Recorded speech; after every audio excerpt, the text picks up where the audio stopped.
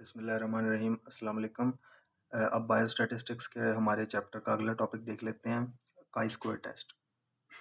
काई square test आपने याद रखना है। मैंने इससे पहले टेस्ट ऑफ सिग्निफिकेंस वाली वीडियो में भी बताया था कि काई स्क्वायर टेस्ट जो है ये क्वालिटेटिव टेस्ट के लिए क्वालिटेटिव जो डाटा होगा, नेम्स या ऑर्डर वाला जिसमें नंबर्स ना हो, तो सिर्फ क्वालिटेटिव डाटा के लिए करते हैं हम काई स्क्वायर टेस्ट।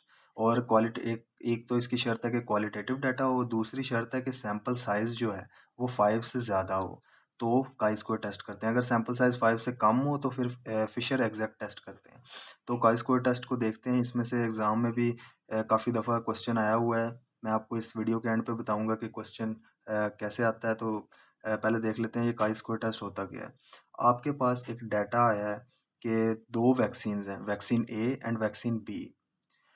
वो कहते हैं कि जिन जिन लोगों को टोटल 90 लोगों को वैक्सीन ए लगी और 86 को वैक्सीन बी लगी। अब वैक्सीन फॉर इंस्टेंस थी इन्फ्लुएंजा वायरस की। अब जिन लोगों को वैक्सीन ए लगी उनमें से 68 को अटैक नहीं हुआ दोबारा इन्फ्लुएंजा का, लेकिन 22 को इन्फ्लुएंजा का अटैक दोबारा हो गया। और जिनको वैक्सीन बी लगी उनमें से 72 को अटैक नहीं हुआ दोबारा इन्फ्लुएंजा का, जबकि 14 को दोबारा अटैक हो गया इन्फ्लुएंजा का। तो प्रेमा फिशाई हमें ये नज़र आ रहा है कि वैक्सीन बी, चूँकि इससे अटैक कम लोगों को दोबारा अटैक हुआ तो वैक्सीन ए की निस्बत, तो हमें नज़र आ रहा है कि वैक्सीन बी जो है वो वैक्सीन ए से बेटर है, उससे सुपीरियर है। तो अब हम इस बात को टेस्ट करेंगे कि क्या ये हमारा क्लेम वाक़ई ठीक है या ये कोई चांस की बेस पे है, कोई चांस की वजह से ही ऐसा हुआ है। असल में कोई इसकी स्टैटिस्टिकल रीज़न नहीं है। तो हमने क्या हाइपोथेसिस बनाया, अल्टरनेट हाइपोथेसिस हमारा क्या था कि वैक्सीन बी जो है वो सुपीरियर है वैक्सीन ए से, क्योंकि उसमें अटैक कम लोगों को दोबारा अटैक हुआ है वैक्सीन लगवाने से। तो हमने कहा वैक्सीन बी सुपीरियर है वैक्सीन ए से। Null hypothesis, H naught null hypothesis होता है। नल हाइपोथेसिस क्या बनेगा इस सिनारियो में कि वैक्सीन बी जो है वो सुपीरियर नहीं है वैक्सीन ए से। तो अब हमने इसको टेस्ट करना है। ये जो हमारे पास डाटा आया है ये हमने ऑब्जर्व किया है, तो इसको हम ओ से डिनोट कर देंगे। O1, O2, O3 and O4। तो अब हम देखते हैं। अब सबसे पहला स्टेप होता है कि काई स्क्वायर टेस्ट का कि आपने नल हाइपोथेसिस फॉर्मुलेट करना है। अब हमने वो कर लिया है। अब हमने आगे एक्सपेक्टेड वैल्यूज़ निकालनी है। एक्सपेक्टेड वैल्यूज़ क्या होती हैं कि ये कैसे निकलेंगी। सबसे पहले आपने क्या करना है, 90 ये इधर से टोटल देखना है। वैक्सीन ए जितने लोगों ने लगवाई है 90 ने, वैक्सीन बी टोटल कितने लोगों ने लगवाई है 86। आपने 90 को 36 के साथ मल्टीप्लाई करना है और टोटल नंबर जिन लोगों ने वैक्सीन लगवाई है उससे डिवाइड कर देना है। तो ये आपके पास आ जाएगा 90 multiply 36 divided by total number जिन लोगों ने वैक्सीन लगवाई हैं 176। तो इससे आपका E1 निकल आएगा। मैंने इसको कैलकुलेट किया तो E1 निकल आया 18.4।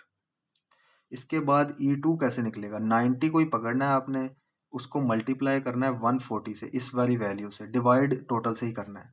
90 मल्टीप्लाई 140 डिवाइडेड बाय 176। तो इसका आंसर मैंने निकाला तो निकला 71.6। इसके बाद E3 कैसे निकलेगा। अब O3 ये वैक्सीन बी वाले हैं 3 और 4, तो आपने दूसरे जो वैक्सीन बी जिन लोगों ने लगवाई है वो टोटल ले लेना है। 1 और 2 के लिए 90 और 3 और 4 के लिए 86। 86 को अब आपने ले लेना है, इसको पहले इससे मल्टीप्लाई करना है। 86 मल्टीप्लाई 36 टोटल से डिवाइड कर देना है, डिवाइडेड बाय 176। तो इसका आंसर आ गया 17.6। इसके बाद E4 86 को इस दूसरी वैल्यू से मल्टीप्लाई कर देंगे और डिवाइड टोटल से ही 176 से। 86 मल्टीप्लाई 140 डिवाइडेड बाय 176। तो इसका आंसर हमारे पास निकल आया 68.4। तो एक्सपेक्टेड वैल्यूज़ हमने अब फाइंड कर ली हैं। एक्सपेक्टेड वैल्यूज़ को टेबल में लिख दें। E1 हमारे पास आई है 18.4, E2 आई है 71.6, E3 आई है 17.6 और E4 आई है 68.4। तो एक्सपेक्टेड वैल्यूज़ हमने कैलकुलेट कर ली। अब हमने अगली चीज़ जो अगला स्टेप है काई स्क्वायर टेस्ट का, वो है कि हमने काई स्क्वायर कैलकुलेट करना है।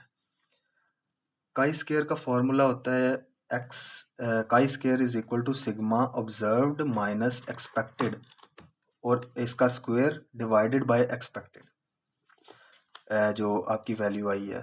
तो सिग्मा मतलब समेशन, आपने चारों का जो है वो चारों वैल्यूज़ का यही फॉर्मूला लगाना है, E1 पे भी, E2 पे भी, E3 पे भी और E4 पे भी।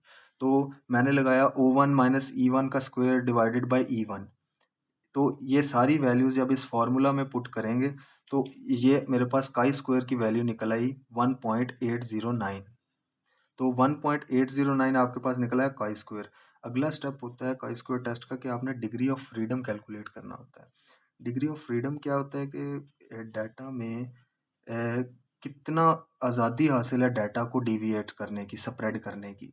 तो degree of freedom DF calculate कैसे करते हैं? Number of columns -1 multiply number of रोज -1। तो ये जो पीछे टेबल था इसमें नंबर ऑफ कॉलम्स जो हैं वो भी 2 हैं, कॉलम्स भी 2 हैं और रोज भी 2 हैं। तो हमारा डिग्री ऑफ फ्रीडम निकल आएगा 2 - 1 मल्टीप्लाई 2 - 1। तो 1 मल्टीप्लाई 1, डिग्री ऑफ फ्रीडम आ गया हमारे पास 1। हमारे पास काई स्क्वायर भी कैलकुलेट हो गया, डिग्री ऑफ फ्रीडम भी कैलकुलेट हो गया। अब बीच में मैं एक आपको चीज़ बता दूं कि प्रोबेबिलिटी क्या होती है। प्रोबेबिलिटी होती है कि पॉसिबिलिटी क्या है, कितना पॉसिबल है कि हमारा जो हाइपोथेसिस है वो करेक्ट है। तो प्रोबेबिलिटी वैल्यू जो है वो 0 और 1 के दरमियान लाया करती है।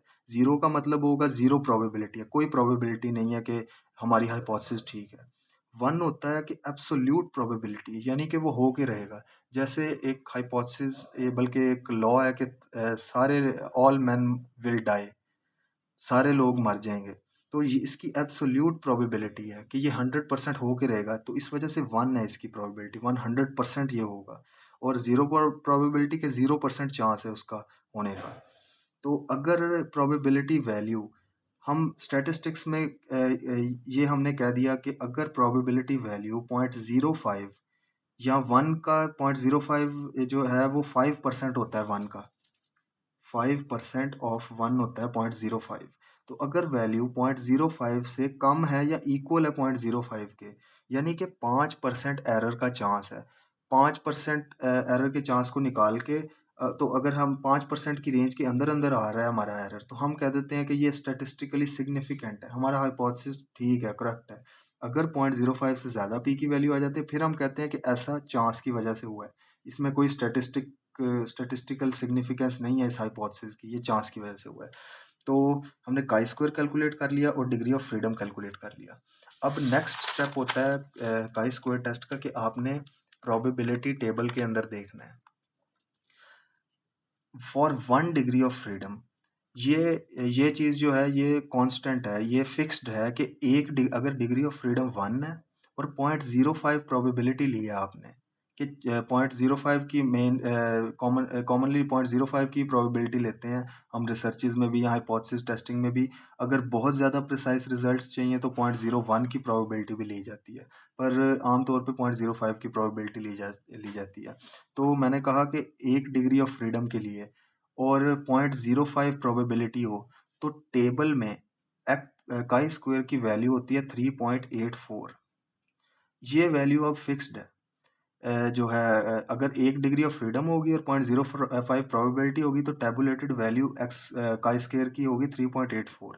इसको रटा मार लें, ये चीज़ फिक्स्ड है, इसने चेंज नहीं होना क्योंकि टेबल में काई स्क्वायर की वैल्यू ये आती है 3.84।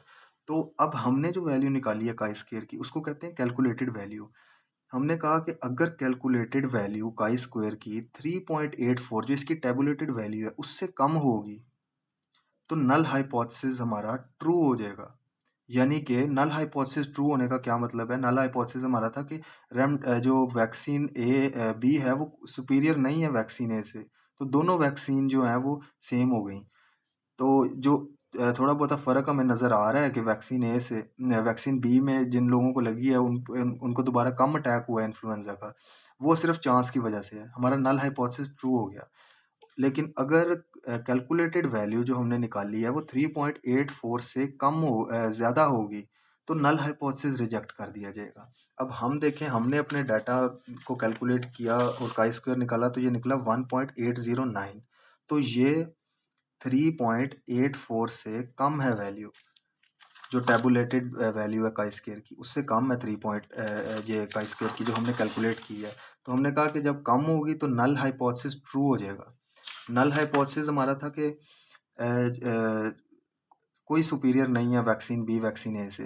तो हमारा जो हाइपोथेसिस था बुनियादी तौर पे कि वैक्सीन बी जो है वो सुपीरियर है वैक्सीन ए से, वो हमारा रॉन्ग हो गया, हाइपोथेसिस हमारा फॉल्स हो गया। तो इस तरह हमने काई स्क्वायर को इस्तेमाल करके हमने अपनी हाइपोथेसिस को टेस्ट किया कि क्या ये स्टैटिस्टिकली सिग्निफिकेंट है हाइपोथेसिस। तो हमने काई स्क्वायर की वैल्यू अपनी कैलकुलेट की, उसको कंपेयर किया टैबुलेटेड वैल्यू से।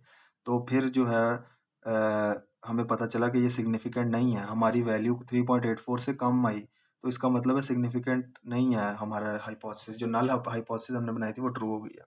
अब पेपर में क्वेश्चन कैसे आएगा ये काई स्क्वायर का? तो ये एक पास्ट पेपर में क्वेश्चन आया हुआ है कि आइसोनियाजिड का ट्रायल किया 6 महीनों के लिए एक ग्रुप ऑफ पीपल पे। तो उसके रिजल्ट ये ऐसे आए कि प्लेसिबो एक को प्लेसिबो दिया। प्लेसिबो होती है कोई भी ग्लूकोज की टैबलेट जिसका कोई फार्माकोलॉजिकल एक्टिविटी ना हो, और एक को आइसोनियाजिड दी। 131 को टोटल प्लेसिबो दी, 132 को आइसोनियाजिड दी। उसमें से प्लेसिबो वाले में से 21 मार गए, आइसोनियाजिड में से 11 मर गए। तो हमें देखने में तो यही लग रहा है कि आइसोनियाजिड जो है वो बेटर है, उसका असर हुआ। तो नल हाइपोथेसिस क्वेश्चन है, नल हाइपोथेसिस बनाए। नल हाइपोथेसिस क्या बन जाएगा कि आइसोनियाजिड बेटर नहीं है प्लेसिबो से, और फिर सिग्निफिकेंट डिफरेंस बताएं प्लेसिबो और आइसोनियाजिड। तो इसमें आप काई स्क्वायर कैलकुलेट करके वो सारा, अगर तो काई स्क्वायर की वैल्यू जो आपने कैलकुलेट की है वो 3.84 से कम आती है तो आपका नल हाइपोथेसिस ट्रू हो जाता है। काई स्क्वायर की वैल्यू 3.84 से ज़्यादा आती है तो आपका नल हाइपोथेसिस रिजेक्ट हो जाता है, और आपने अपना जो पहला हाइपोथेसिस बनाया था कि आइसोनियाजिड बेटर है वो ट्रू हो जाता है। तो ये काई स्क्वायर का टॉपिक इधर कंप्लीट होता है। इसको ध्यान से देखें, ये पेपर में काफ़ी दफ़ा आया हुआ है ये क्वेश्चन।